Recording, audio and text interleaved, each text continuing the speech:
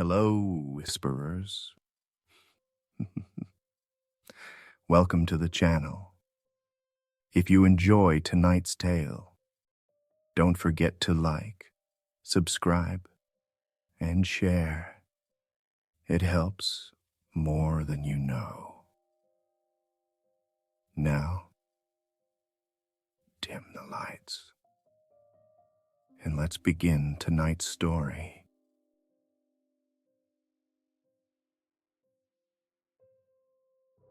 I knew something was wrong before we even parked. The air had that metallic taste you only get around transformer stations or old blood. Sharp, cold, and sour on the back of your tongue. Even Dalton stopped joking when he felt it. The three of us stepped out of the truck, and the whole forest looked bent in a direction it shouldn't be. Pines sloped away from a center point deeper in the woods, like they'd been pushed outward by a blast that didn't leave heat or smoke. Just pressure, just force. The snow around the trunks looked melted into weird ripples, then refrozen. This wasn't a normal hunt, not even close. A volunteer firefighter was the one who called it in. Mercer showed me the written statement on the way here. Shaky handwriting, words scratched out, rewritten, then scratched again. The guy claimed he saw a red-hooded thing with legs like cranes. Said it stood taller than a house and didn't make a sound when it moved. He also said he quit the department right after. Told the sheriff he wouldn't go past the station porch again, even in daylight. We followed a narrow game trail into the trees. The deeper we went, the worse the smell got. Not rot, not animal. More like scorched copper, burnt electronics. The scent clung to the inside of my throat, making it hard to swallow. Mercer walked ahead with that calm, steady pace he had even in places that felt hostile. Dalton stuck close behind me, pushing branches out of the way and muttering under his breath. "Dude," he said quietly, "why does it feel like the trees are leaning on us?" "They're not," Mercer answered without turning. "They're leaning away from something." We found the crater a minute later. Melted pine needles fused into a black, glassy basin, maybe 6 feet across. Snow around the impact zone was cratered and uneven, like the ground vibrated when it landed. At the center was a patch of oil so thick it looked alive, moving in slow pulses whenever the flashlight passed over it. The smell coming from it hit us like a blowtorch made of pennies. Dalton backed up fast. "That is not from Earth. No way." Mercer crouched, tapped the dried edge with a glove, and watched it shiver. "It's organic, but partially metallic. Some kind of bioconductive gel." I didn't say anything. Something else had caught my eye behind the crater. Pits in the dirt. Not prints exactly, more like punctures. Deep, narrow, and perfectly spaced. 4 of them in a pattern that repeated every 20 feet, stretching straight into the trees like a set of stilts stomping through mud. Each puncture was the width of a dinner plate. The stride length, too long to be human, too long to be anything I had a name for. Mercer measured the distance with a tape. 15 feet tall, minimum. Dalton exhaled slowly. "You're kidding." "He's not," I said. "Look at how clean the spacing is." We followed the prints deeper, flashlights barely cutting through the heavy fog. The forest felt unnatural, quiet in a way that made me feel like I had cotton stuffed in my ears. No bugs, no birds, no wind. Just our boots and the soft hiss of mist sliding through the branches. Then we heard it. A faint mechanical chime, not music, more like the startup tone of a machine that shouldn't exist out here. It echoed once across the ridge, high and cold, and then stopped. Dalton froze. "Luke." "I heard it," I whispered. Mercer lifted his light toward the slope ahead. The beam hit something red between the trees. A hood. Tall. Too tall. Motionless. It hovered above the fog line like it was suspended from the branches. Beneath it, 3 faint circles of white light adjusted, contracting, dilating, like camera lenses focusing. The silhouette stood on 4 spindled legs, each one long and thin, like metallic crane supports sunk deep into the soil. Cables dangled beneath the hood. Something inside shifted slightly, making the whole shape tilt. It didn't breathe. It didn't sway. It just watched us. Dalton's voice cracked barely above a whisper. Is it looking at us? I couldn't answer. I just stared at those 3 white lenses and felt the cold settle inside my chest. It's studying us, like we're the strange ones. The figure rose a little higher, metal hissing, legs adjusting in strange, sharp angles. And then, just as quickly, it backed into the trees without a sound. I swallowed hard. That thing's watching us. We tracked the creature deeper into the ridge until the fog felt thick enough to touch. My flashlight cut maybe 20 feet ahead before dissolving into the gray. That metallic smell was stronger now, drifting off the branches like the forest itself had been scorched. Every so often, the fog pulsed faintly, as if a heat source was beating underneath it. My skin prickled with static. My breath felt heavier. It wasn't just watching us. It was shaping the environment around us. The 4 puncture marks in the ground continued in a straight, perfect pattern, completely unnatural. No creature moves like that. No instinctive meandering. No hesitation. Just a perfect march through the woods like it was following a predetermined coordinate. Every now and then, the stride length changed, shortening or lengthening by exact, precise increments.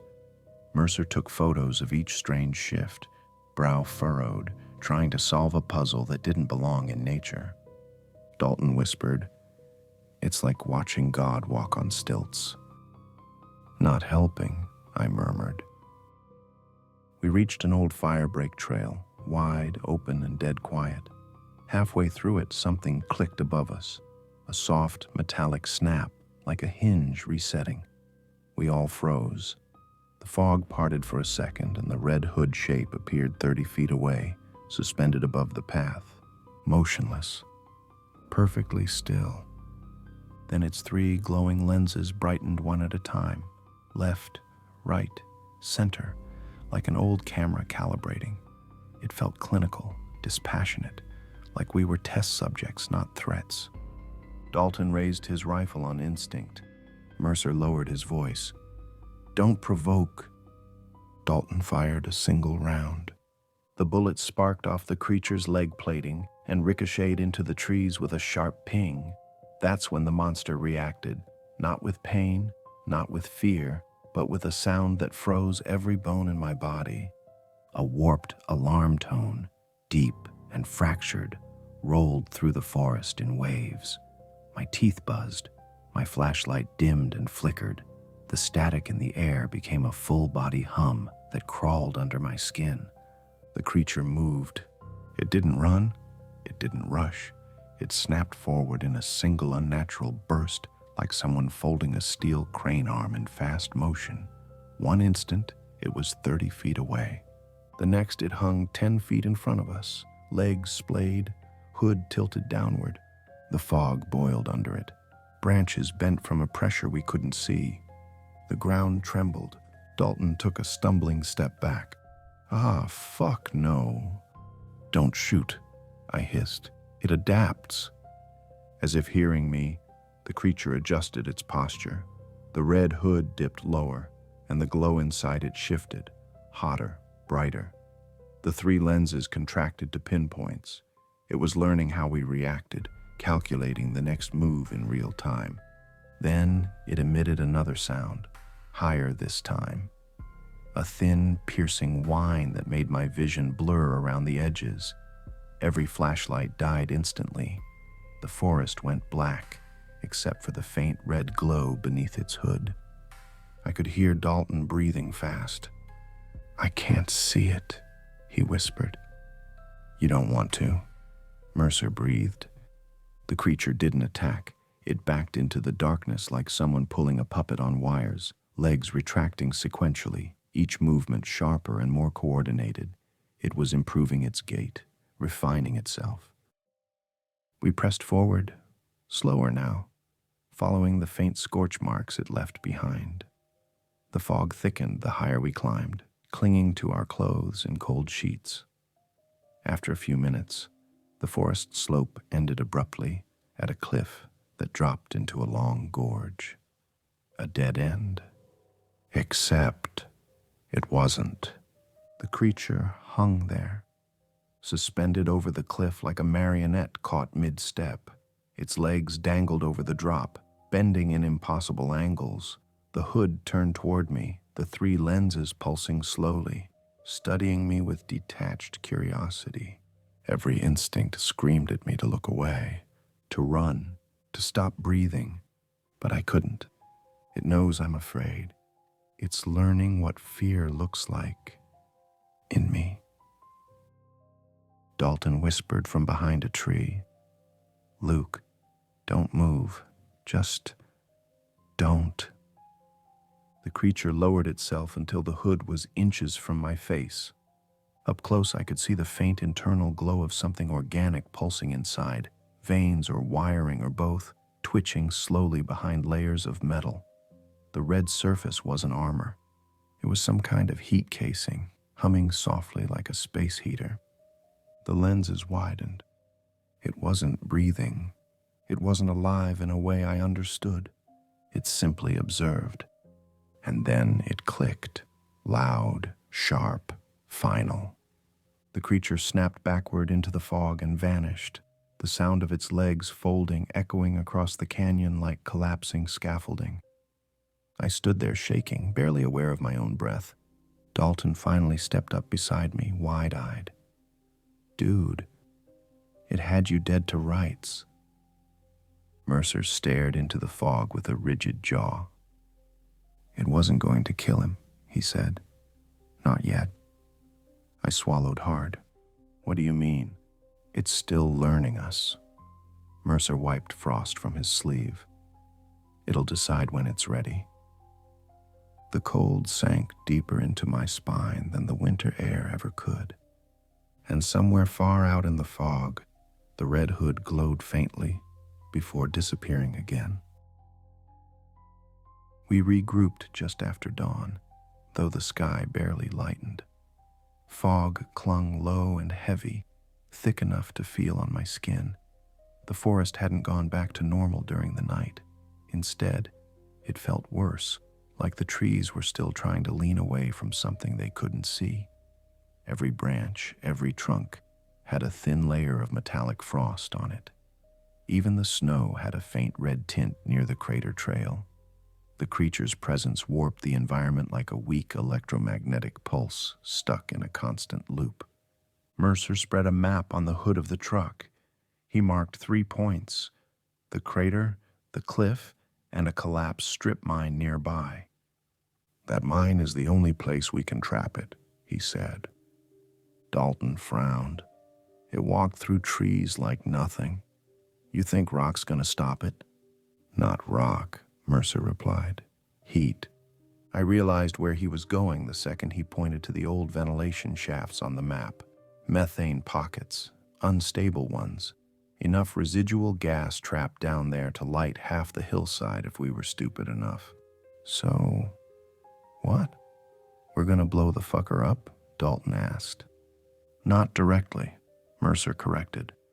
"We use the explosion to force the hood open. That casing is a heat shield." I remembered the faint pulsing I saw inside the hood when the creature hovered over me. That weak flicker of something organic wrapped inside the machinery. A real core. A vulnerable one. "So we don't kill it with fire," I said. "We kill it by tricking it into protecting itself." Mercer nodded. Dalton grinned nervously. This is insane. I'm in. We moved fast. The mine entrance sat half-collapsed, a giant mouth of broken beams and dripping shale. Fog poured out of it like steam from a cracked engine. The entire ridge hummed faintly. Dalton planted the charges along the weakened rock ribs, while Mercer and I placed flares in a pattern that would funnel the creature straight through the narrowest section. When we were done, the forest was dead quiet. Too quiet. A metallic chime rolled across the trees louder than last time, then another, each one sharper, smarter. The creature stepped out of the fog like it had been waiting for us. 4 metal limbs stretching, recalibrating their height. The red hood glowed brighter, venting thin lines of steam that curled upward in the cold air. Beneath the hood, its 3 lenses pulsed one at a time, staring directly at me.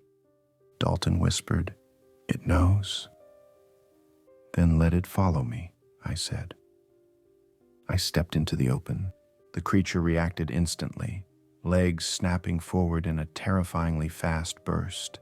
It moved like a machine finally learning the perfect gait. Each step was smoother, more confident.